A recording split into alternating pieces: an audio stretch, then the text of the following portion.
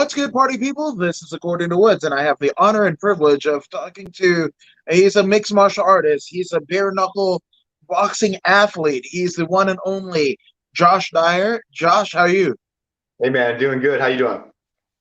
Great, great, man. Glad to have you on. It's a pretty cool deal, and we're going to be talking about some fights. We're going to be talking about just all types of good stuff, but I'm just glad that everything is going good on your end. Yeah, no, things are going good. Training's going good. Looking forward to the fight next Friday. Should be a really good time. I'm looking to put on a little show for everybody, make sure everybody gets their money's worth. It's kind of my thing. So couldn't That's come not soon enough. that's not a bad thing to have, especially if you're in the business of selling tickets and garnering support and everything like that to give people their money's worth. That's what that's what you aim to do. That's like with I I with every subscription or like or whatever everybody gives me, I'm all like, I'm gonna make sure like you get contact. My goodness. Oh yeah, that's awesome. Now, I mean, obviously, I got to start at the beginning. You're, you know, born and bred in Sioux Falls, and like, how did you get involved in combat sports? Let's see. So I've actually I was born in Brookings, or sorry, in Georgia. I grew up in Brookings. Can you still see me here? Sorry, I think my phone keeps wanting to shut off. But can you see me still? You haven't had any issues? Okay, cool. Sorry. Yeah, no, I was born in Georgia. I'm actually a Southern boy. My dad was military, so we bounced around, and then we finally ended up here. So yeah, got into fighting. Just was looking for a way to help kind of pay some bills when I was in college.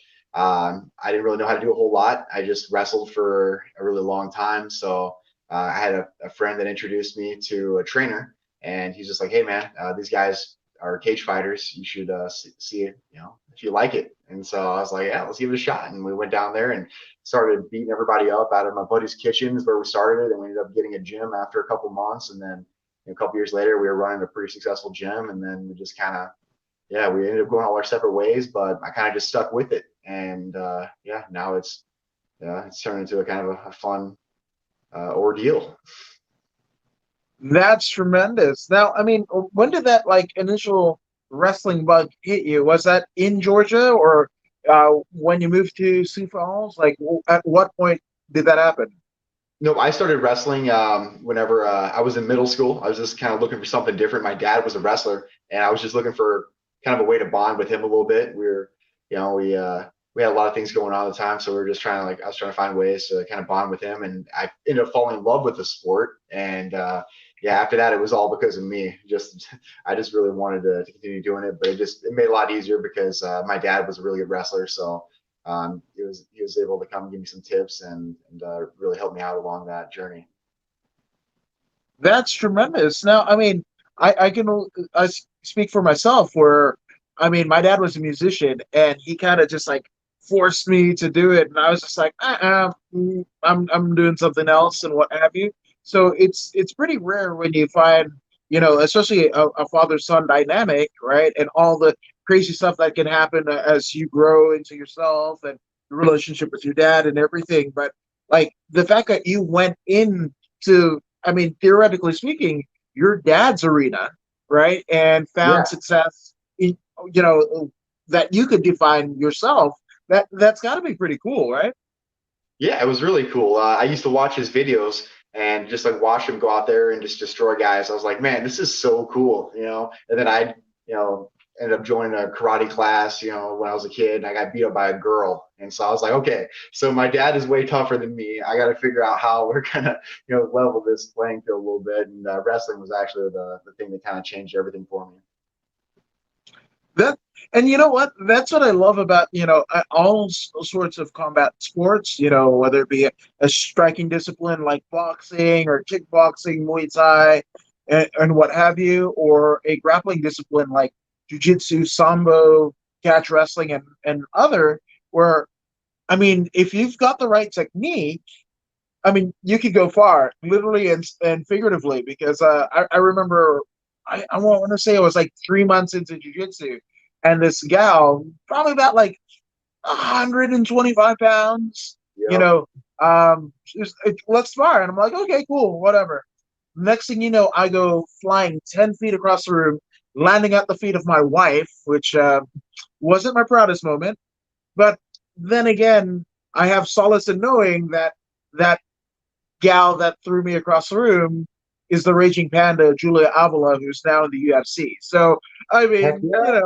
but I outweighed her like 80 pounds.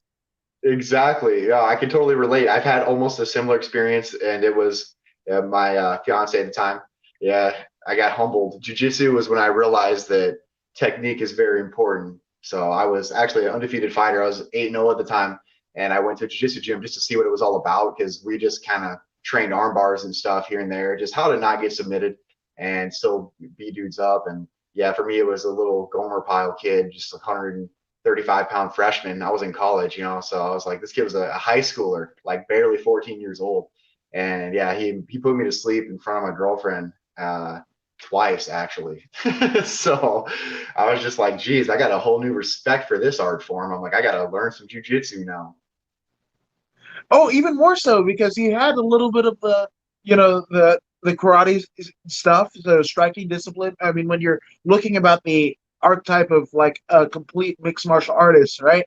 A little bit of striking, a little bit of grappling, or even more striking and sprinkling grappling and what have you. So you kind of had it there, and still, you went to fly, right? So it's just cool, when I know it sounds like so cliche, but there are levels to this stuff, right? Exactly. Yeah. And the more you know, the more you realize you don't know. So I'm just trying to learn as much as I can and stay humble. Now, I mean, obviously having trained, both, a striking discipline and a wrestling, I mean, a grappling discipline. Did you find yourself as a kid like gravitating to one more than the other?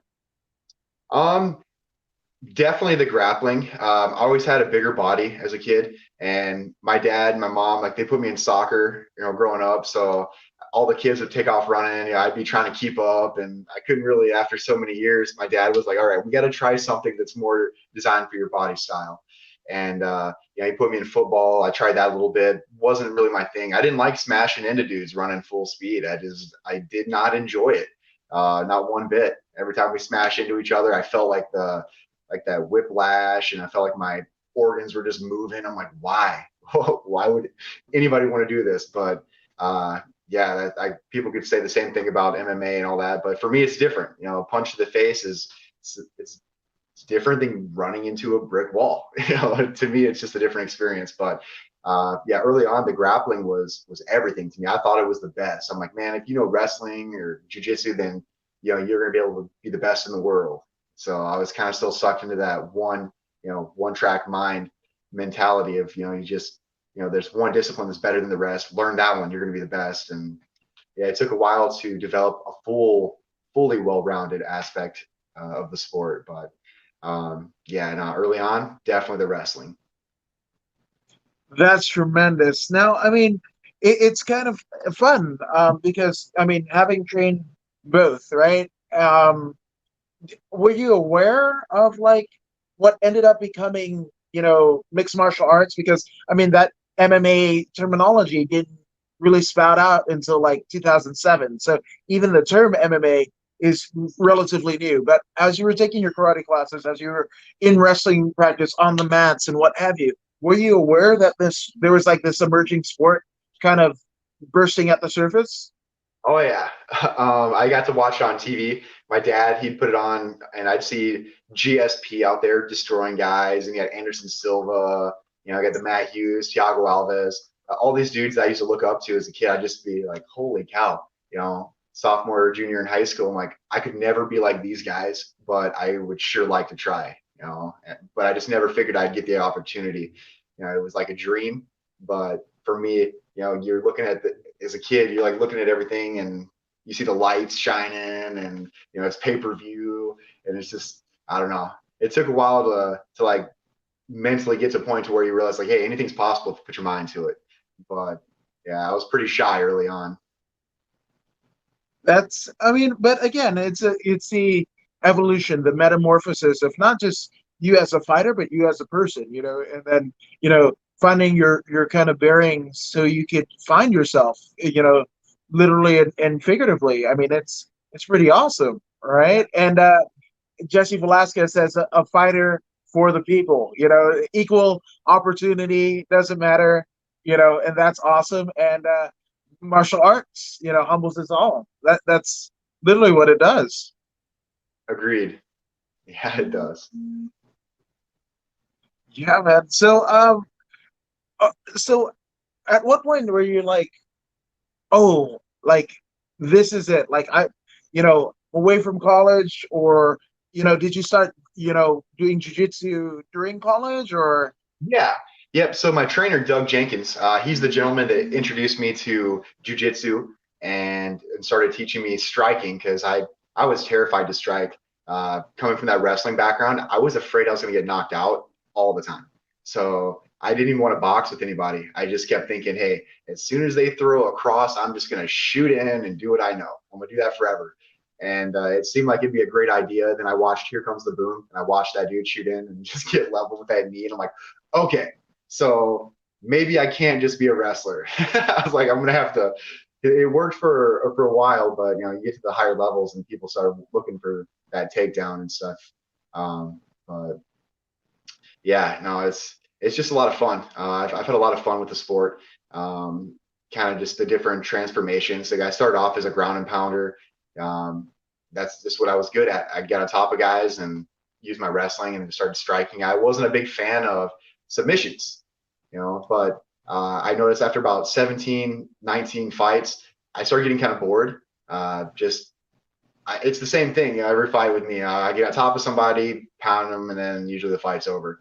And I'm just like, people started telling me to take it easy on people, and like at least the local people that I knew. And I'm like, holy cow, it's like not even exciting anymore. I was like, I haven't this one particular town I hadn't lost in like 10 years. So I was just like, wow, I really have to do something else with my life. I keep going back to this one place and keep beating these guys. I'm like, no, I got to start transferring to like something that people enjoy. And that's when I seen Conor McGregor start just dropping everybody. And I was trying to tell everybody that striking would never be as good as grappling. I was telling everybody, I'm like, jiu-jitsu is the way of the future. I'm like, trust me, no matter how good of a boxer you are, no matter how good of a striker, that jiu-jitsu guy is going to get you on the ground and he's going to put you in something and it's going to be over. And then Conor McGregor just starts knocking everybody out, just one after the other, wrestler after wrestler. And I'm just like, holy cow, this guy's bringing back striking. He's making it look cool again. And I was like, I kind of like that. And I've seen the hype train and I was like, I'm like, I don't know how good of a striker I am, but I would sure like to have that kind of attention, get those kind of offers. And if I'm going to stick with it, I want to have some fun with it. So I started paying more attention to my striking, and I started getting a lot of compliments from my coach. He started, letting me know, he's like, dude, I think maybe striking is your forte. Maybe we should use wrestling as a backup and then, start seeing how your striking works, and playing that round. And I had a lot of people tell me that was a bad idea. A lot of promoters told me like, hey man, I got a really tough striker. I'm telling you right now, if you strike, you're going to lose. And if you wrestle him, you're going to win. It's as easy as that. And this is coming from someone that's like, I fought for probably 15 times. And so I was like, well, I'm definitely going to stand with this guy now. So I went out and actually knocked him out in about 2 minutes standing. And I got this newfound satisfaction that I hadn't had in a while. And so I was like, I really want to start dropping guys. I really want to start knocking people out. I want to become a knockout artist. That's what I always wanted to be. Winning is fun. Losing is great. But knocking people out, there's something sweet about it. And, that's the goal. That's what I like chasing. No, 100%. And it's funny because like you could have like a Dan the Beast 7, right? Who, I think he just retired maybe last week or pre-quarantine or whatever, having like little, like 3 digits full of fights. His win column, I think he's got 111 wins in MMA alone. Didn't start, mixed martial arts or, UFC fighting at the time until he was 38. He was a grown man. He was a grown ass man. Like, Yeah. And, and then you've got like this new breed of like, Justin Gaethje Right. and Aaron Pico, who are world-class wrestlers. And they say, fuck it. we're not doing any of it. We're gonna stand and bang. So I Yeah, mean, what I is love that. what is your take? Dude, I dig it. It's nice to have that wrestling background in case things get kind of fun, but there's nothing better than slugging it out. I love that. I mean, I've yeah, I've had a lot of fun striking, and ever since I kind of got the itch, I can't stop. And I started noticing that guys would try to take me down almost every fight, and I was like, holy cow! Like I'm supposed to be the ground and pound guy. Like I thought that I was trying to do their thing, and now they're taking me down every single fight. I was like, man, after about 5 times, I was like, these guys aren't really wanting to stand anymore. So I'm like, I think I might have found a niche, and then I hadn't really even taken any boxing at that time. I was just mostly doing some Muay Thai and some like YouTube kickboxing that I had learned. It just kind of clicked. And so one of my buddies who I started training with, he started taking boxing, and within a year, the guy just skyrocketed into like his ability to strike. I mean, just teared me up left and right. And so I was just like, dude, just learning boxing, you're this good with your hands. I always thought boxing was like below kickboxing as far as effectiveness in MMA. I'm like, why would you learn boxing whenever it's going to put you in all these weird angles to get taken down and all this stuff? And I'm like, you just be better off learning Muay Thai or something like that. But that was just a really shallow way of thinking. Boxing has a lot to learn. It's got a lot of beautiful angles, and it really teaches you to develop your hand speed, and it's a very humbling experience also. And just to know you can win fights so many different ways, but now you join a new style, and you have to learn it all over again. But yet it still translates very well back to MMA. So yeah, I feel bad for all the people that I might have led astray in the beginning, telling them that boxing was a waste of time, but it's seriously effective, and I totally would vouch for it. That's tremendous. And Jesse chiming in says, that's for sure. Completely agree. You know, it's there's no ultimate martial arts. It just depends on how you apply it. And anybody can beat anybody, especially the highest levels of the game, you know? Yeah, very true, and I believe it. Oh yeah. Absolutely. And our good Everett, friend how you doing, Everett man? Osborne says, Josh, I wear your shirt all the time. Huge fan. Shout out to Everett for setting this up. You're the There real you go. MVP. Shout out to Jesse for commenting. Yeah, and if you guys are watching this, chime in because we'll answer your questions live here on According to Woods. But yeah, man, there's levels to this stuff, and I just think it's incredibly fascinating that I mean you already had fights in the double digits, right? Before you're like, oh, I guess I'm striking. Guess I'm striking. That'd be cool. That's Yeah. tremendous. Yeah, no, I had almost 25 fights before I started trying to stand up full time. And I was just like, this is so much easier. I mean, I had so many fights going to decision and having these wars with people, that I would just get on top of dudes and I'd smash them, and they'd survive the round. And then I'd get up and I'm like, man, I either need to submit these dudes or knock them out standing because I'm losing all my power from my hips just by getting on top of these guys. So I started landing that right hand, and I'm like, this is beautiful. If I can continue this, I'll be in a good spot. If Connor can do it, I can do it. Just why not me? That's my mentality now. I know I want to be a striker. It's what I want to be. So I'm going to go for it. And until somebody stops me, I'm just going to keep plowing through it. And after that, I'll learn what they taught me during that loss, and then I'll come back. No, 100%. And I love that because that's the kind of deal. It doesn't matter what you're doing, right? And you see people, that are more successful or they do this better or whatever, even if it's like the most minuscule kind of effort, but more than you are doing or what have you. Like rather than like degrading them and going like, oh, why do they have that or whatever?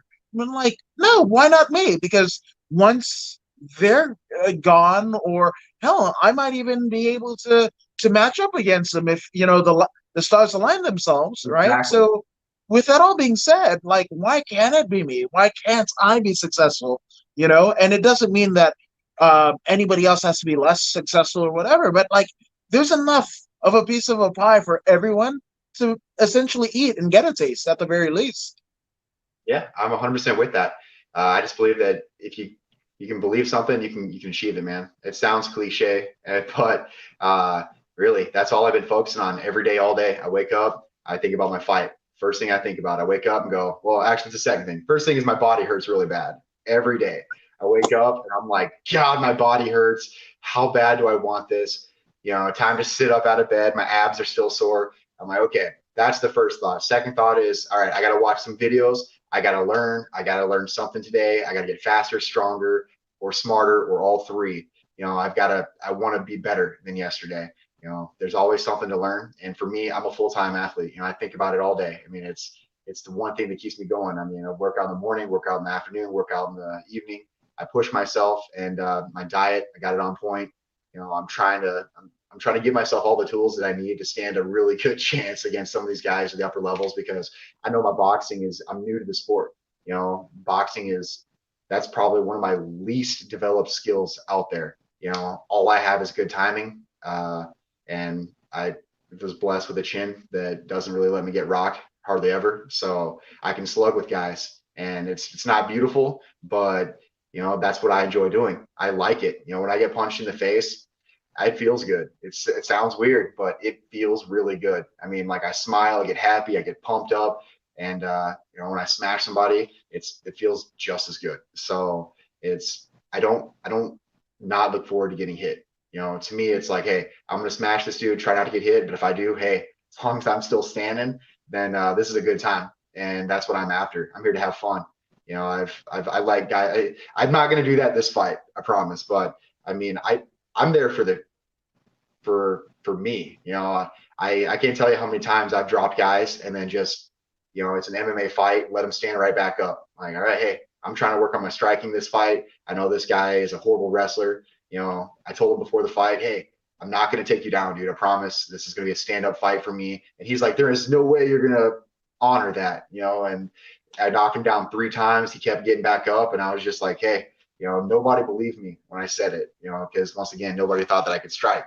So, but I enjoy doing that, like testing myself. The win is great. I love the win, but the experience is everything for me. I mean, it really is. I mean, when I'm in that cage, I feel amazing. When I'm in the ring, it's a very good experience. When I'm done, nobody's having more fun than me. And hopefully I can pour that out into the crowd. People are here, they're coming because they want to feel something. They want to get an excitement. They're not watching something else. They're watching this, and so I'm like, hey, they're not watching this because they want to watch dudes decision fight. They're not watching this because they want to see guys with gloves and a little bit of blood. They want to see some dude smashing. They're watching bare knuckle.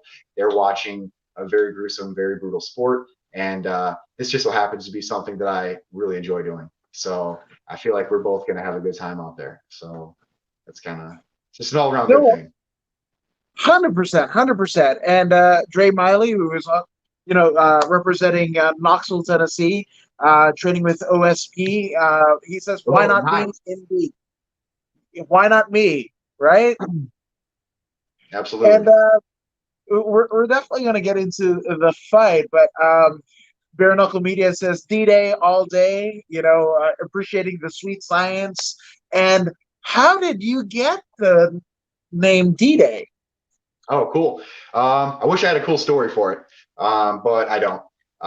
So when I first started MMA, I thought nicknames were just ridiculous. Anybody that had a nickname, I just assumed they were hiding behind it. So the more masculine and cool the nickname, I just assumed the worse the fighter they were. The funnier the nickname was, and the sillier it was, the more deadly that guy was. So I mean, we used to have a guy around here. His nickname was the baby-faced assassin, Eric Rum, and he was kind of a skinnier, leaner looking guy. And I mean, by looking at him, you wouldn't think he'd be able to fight. The first fight I watched him fight, he was going against a dude whose nickname was the Crippler. And I was like, hey, asked my girlfriend, hey, who do you think's gonna win? And she's like, oh, the Crippler. And she's just like, oh, it's gonna be the Crippler. I'm like, nah, you don't pick a name like the baby-faced assassin for no reason. Okay. And I just watched this dude win. He won every fight I ever watched him win. And it was just a technical show. But I never would pick a name. And so these promotions kept asking me, they're like, Josh, when are you gonna pick a nickname? And I was like, well, I'm not really intending on picking one. And they're like, well, we're gonna pick one for you if you don't. And my coach told him to call me Ken Doll because they all called, that was my nickname in the gym. It was just Ken Doll, like a Barbie doll. So I was just like, okay. Most of the dudes in the gym didn't even know my real name. they just called me Ken Doll because the coach did, and then it just stuck for years. But I didn't want to get known as that because I'm like, great. Anytime a dude has a nickname like that, and then he finally, it's cool when you're winning. But when you lose and you got a stupid nickname like that, you just look conceited. You know, you have to be able to win with some crap like that. And so no, after I went pro, somebody uploaded that it was Kendall, and I'm like, oh crap. Now I'm like, I can't be stuck with this. I got to pick something cool. And I just thought about my fighting style, and I'm like, hey, like, what would I actually pick if it was me? You know, I fought about 25 times now. I got to pick something. What's it going to be? And I was like, I always respected D-Day. You know, like whenever I think about, you know, when the troops stormed the beach of Normandy, I'm like, hey, you got to expect some heavy casualties whenever you show up.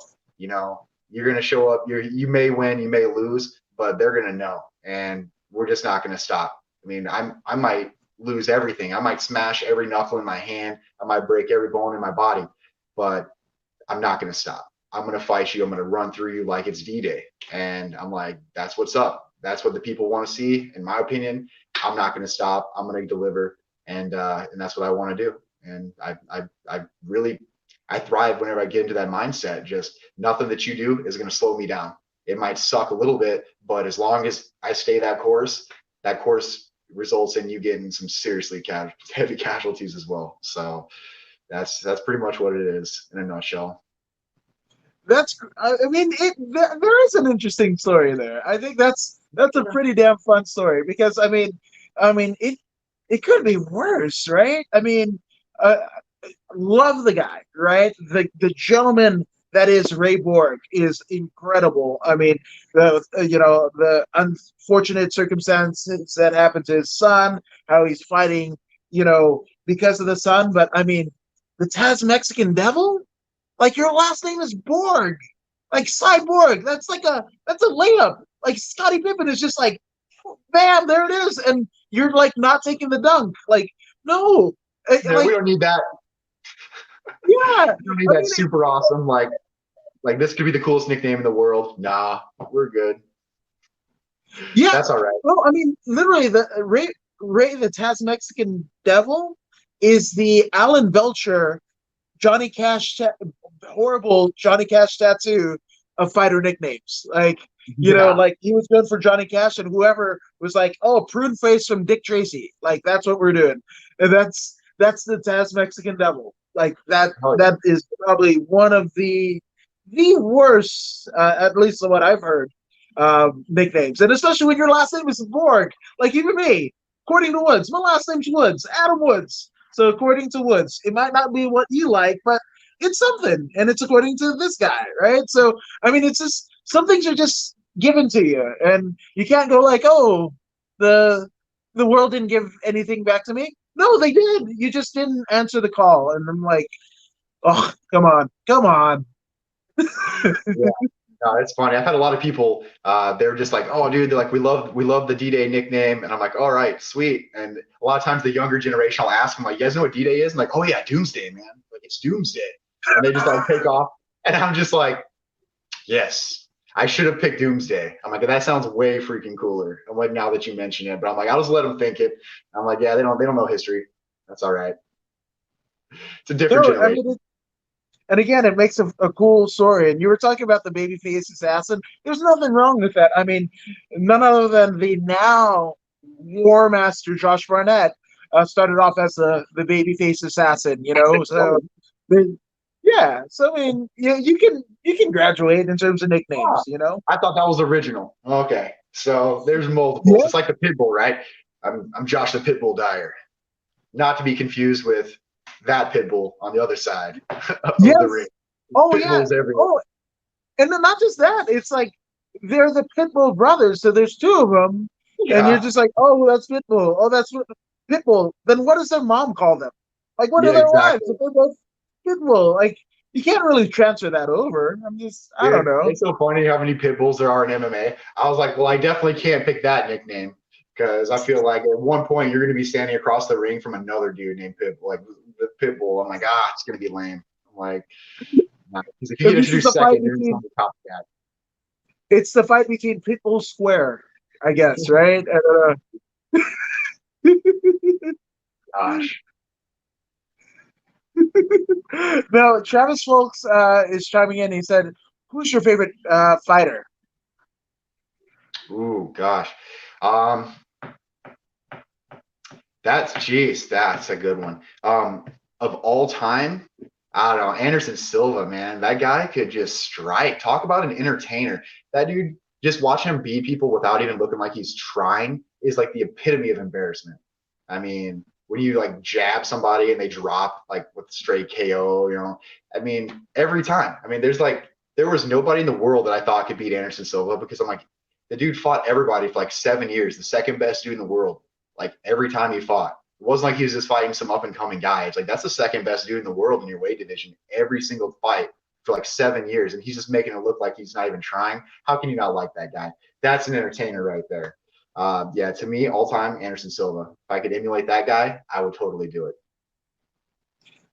Yeah, no, and he's a good dude. He's for everybody that like kind of alms bearing to Anderson Silva, like he's just a great dude. He'll sit and have a conversation with you, not just like sign the autograph, like take picture. He'll tell you like, hey, you want to take a picture? Like just amazing. He's a gem. He's a gem of a human being and an amazing fighter. So I love that. I love that pick. Now, Yeah. speaking of fantastic strikers, right? You have a fight, good sir, coming up pretty Yes, I soon. do. Yeah. So next Friday, I'll be fighting for the Bare Knuckle Fighting Championships. Yeah, on my main card, so it should be really fun. I think my mom, or at least my dad, and a couple of family members down south are going to drive over to it and see if they can get some seats. They got them all spread out for the quarantine, but it should be good. Flying out with my coach and my other boxing coach. We're looking to have a really good time out there. Yeah, really excited for this one. Thiago Alves is going to be on the card. Back in the day, another pit bull that I was telling about. Whenever he beat Matt Hughes, I was like, I knew it. I freaking knew it. When I saw Thiago go out there and fight, he's got like the second most knockouts all time welterweight. Yeah. The guy was unstoppable. And for me being in like the welterweight division, like now, I'm like, Thiago was the dude. Like when I watched him fight, I always wanted him to win. The guy to come on. I'm just like, freaking huge body, all freaking just, you know, just yoked. So yeah, and the fact that we're gonna be on the card together, I'm like, to me, that's a huge honor. I was telling my fiance, I'm like, geez, I used to watch this dude on TV like all the time. And I'm like, now I get to fight on the same card as him within 5 fights. So I'm like, if I get a chance, definitely catching an autograph. It's gonna be a good time.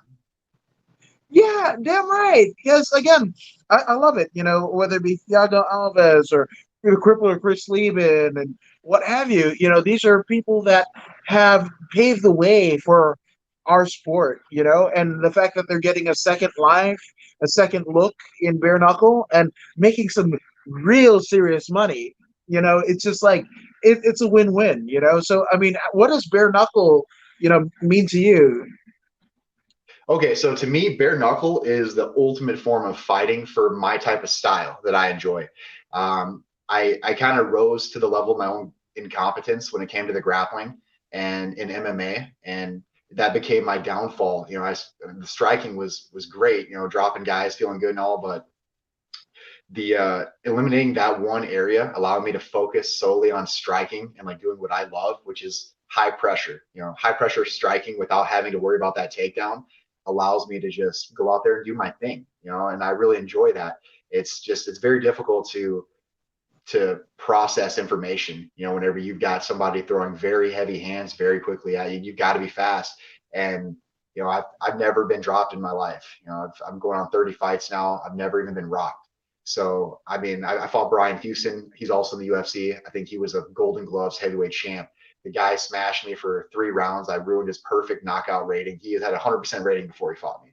And dude, you could watch that fight. I had to wear sunglasses for like 2 weeks. I mean, the guy, he hit me with some solid shots. But I mean, I've never been dropped, never been rocked, never been knocked out. And to me, that gives me a little bit extra confidence when I'm going into my striking exchanges because I'm like, hey, I don't want to pull the take one to give one, but that a lot of times that's when I do my best work. So, a lot of times people see that opening, they'll take it, and I'm like, hey, I got my opening too. It's coming. Like I'm focused. So I can't wait. I can't wait. And for those in the know, that's next Friday night, September 11th, 9/11. And I think it's pretty apropos that D-Day will be competing in bare knuckle, yeah, throwing bombs, in the squared circle. So I cannot wait. Now, All right. obviously, dude, you've got, I mean, you've got a well of support of people that have supported you, family, sponsors, everyone under the sun. So let's get some shout outs out of the way. Awesome. Yeah, so let's start off with my coach, Doug Jenkins. He's the guy that really awakened me. He taught me the importance of breaking through those mental barriers. Like I said, I was afraid to strike in the beginning. The guy had to break many barriers for me to be able to develop the confidence that I have in my striking now. So Doug Jenkins, got to give a huge shout out to you. To my fiance, Shelly Raddick. I couldn't do this without her. I got 3 kids at home, and she's all the time, works full-time job, comes home, she's making food, she's cleaning the house. And I'm trying to get my training done, trying to keep the house clean as well. And I got 3 kids under the age of 4. So I'm just like, it's a full-time job as it is. So without her, there'd be no chance that I'd have any free time to devote to my dreams. So thank you also, Shelly. I wouldn't be able to stop you. Let's see, Jerry James, my boxing coach. He's been teaching me the art of striking at the Olympic level, which is completely different to me. I'm having to relearn everything that I know about striking, and turning into some really effective, styles now. Since it's a different sport, I got to have different moves now. I found a lot of weaknesses in my previous style from my last fight, and I'm trying to fix a lot of those so that I can go out there and maybe not get smashed so much. Let's see. Yeah. Yeah. Sorry. There's so many people that are involved in this. My whole Southern family for always having my back down there. I started growing up in South Georgia, and my family, we just grew up in a small town, a couple thousand people. And for me, I always viewed it as myself as the one that kind of got out. We got out of the South, and we were able to go out to the rest of the world and try to make something of ourselves. It's really easy to get caught up in like the small town life style, and you just get up every day, same thing, go home, same people, and that's a great way to live. But I'm trying to be a positive role model for my family. There's not a lot of stuff to do down there, so it's easy to get caught up in drugs and stuff. Hey, it's farm life. I mean, what do you do today? Hey, you want to go jump on the trampoline some more? No, we're like 30. Okay, we got to find something else to do out in the country. So it's like running around, shooting stuff, drinking beer.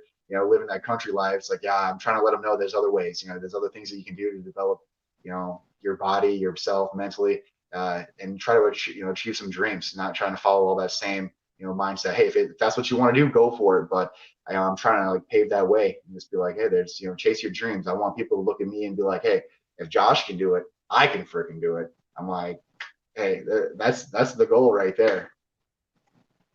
100%. I love that you said that because I grew up in Inglewood, half black, half Fijian, and anytime that I tell people, oh, I'm from Inglewood, they're all like, Inglewood always up to no good and whatever.